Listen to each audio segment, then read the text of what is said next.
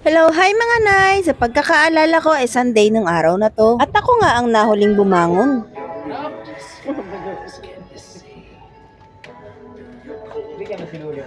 Morning! Morning. Gusto ko pa sanang matulog ng matagal, yun nga lang, maya't maya may pumupunta sa higaan at sinasabi, Mama, gising ka na, umaga na. With matching lamuko sa muka. Anyway, paglabas ko, nakita ko nga si Bossing na nagwawalis na at ito naman si Kuya Bill, nagugas na rin ng mga plato. Alam niya naman, pag nandito si Bossing, siya nga yung may-ari ng walis tingting. At dahil Sunday, day off niya, siya ang maglilinis ng mga kalat na iniwan ng bagyo. Hi po, good morning. So ayun, ang hali na. And wala pa naman tubig sa bahay panlaba, kaya ito, pupunta muna ako ng palengke at ipang-grocery ko muna yung 700 na natira sa sahod ni Bossing. Kasi ako mamaya pa ako sa sahod. So, eto, samahan nyo ko. Magkakasya yung 700 kasi kasama pa doon yung pambaon ng mga bata at saka yung panggamit namin sa kusina. Lika.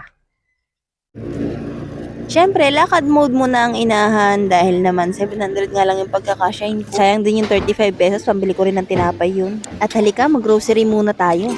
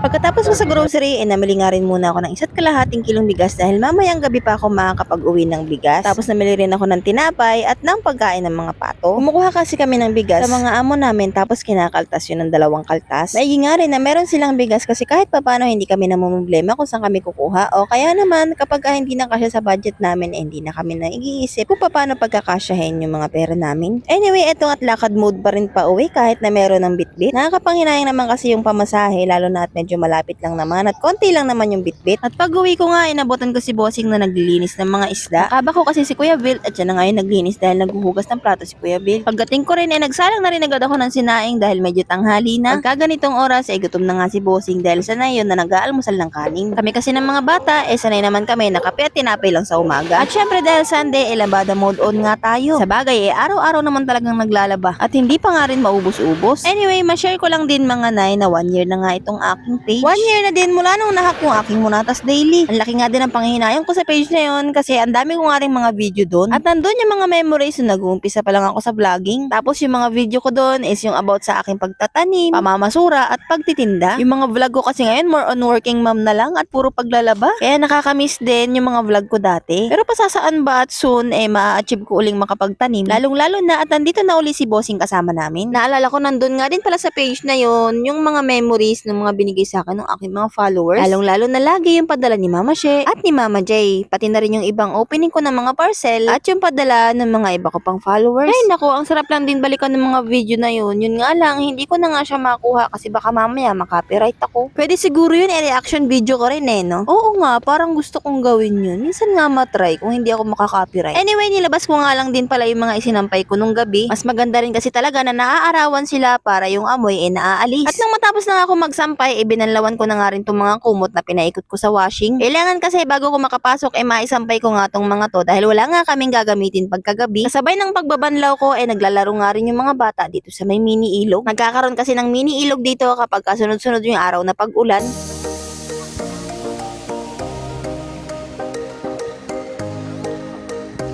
Hello.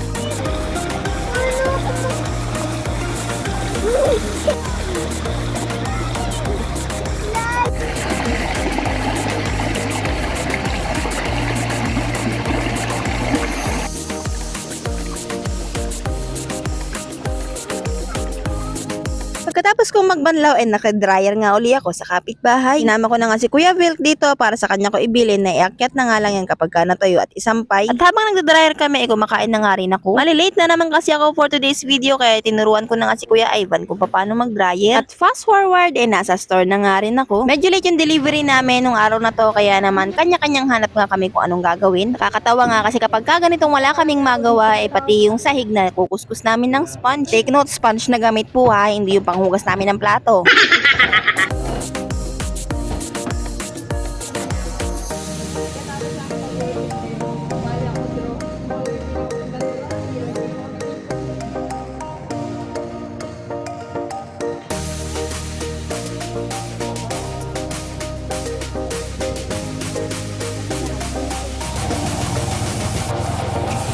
Fast forward at uwian na ito at meron na rin akong daladalang 25 kilos na bigas galing sa store. Pagka uwi ko, nilagay na nga rin agad ni Bossing sa mga timba na lalagyanan namin. At isinampay ko na din yung iba pang na-dryer ni Kuya Vil. Anyway, maraming salamat sa iyo sa panonood mo sa mga video ko. Dito ko na nga po muna tatapusin tong video na to. Until next video po. Thank you for watching!